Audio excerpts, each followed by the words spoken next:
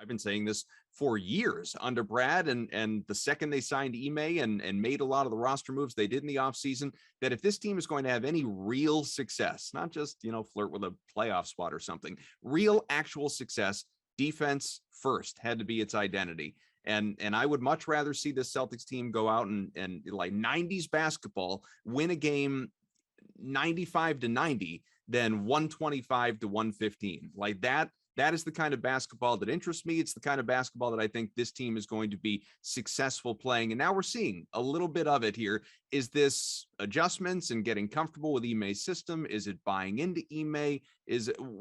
What is it? What do you attribute this change to, even though they're obviously, like, Orlando's not a good opponent, but Miami is. So what do you attribute this to? Yeah, but we're talking about Golden State is winning the championship again, and look at Golden State's schedule. You don't want to pull too many threads on that. They're playing home games against Oklahoma City and Minnesota, and they're playing great. They're doing what they need to do, but you got to take all that into account as well. The same way, before you get into the identity, the Celtics have found their identity.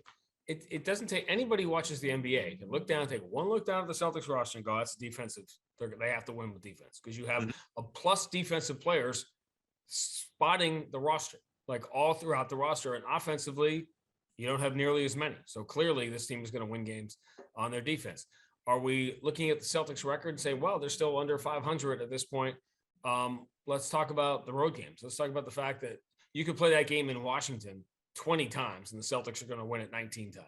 Montrezl Harrell hit a half-court shot, and that's the reason that game went to overtime. I mean, that was the fluke of all flukes. You've lost games on the road. You're 4-3 on the road, and your 3 road losses have been in double overtime at New York, the double overtime at Washington, with Harrell hitting a half-court shot, and Luka, jumping backwards and sideways out of bounds like he was doing a dare, right? Like, I'm going to try this blindfolded, jumping backwards over my head, not old Larry Bird McDonald's commercial. Yeah, nothing but net. It happens. So the problem was the home games, and specifically two horrific quarters in those home games, which, again, when you're looking at numbers and defensive rating and stuff like that, you're still so early enough in the season that basically 2.5 bad quarters, the fourth quarter against Chicago and the last quarter and a half against Toronto in the home opener, that's still accounting for 5, 6, 7% of the season. And the Celtics were like the worst team in NBA history during those quarters. So here's I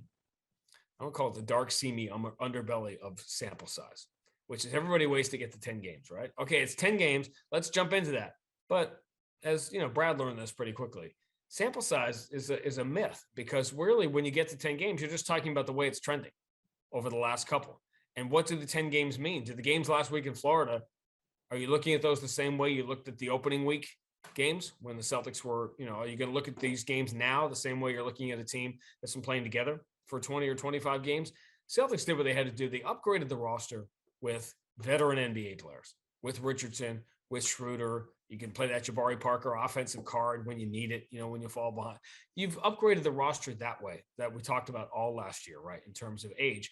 But it's still a brand new team and guys fitting together. I think the real issue as the season goes on, people are going to realize this start for the Eastern Conference is not a fluke, that there aren't like a bunch of 60-win teams in the East, but there are a lot of 45, 46, 47-win teams in the East.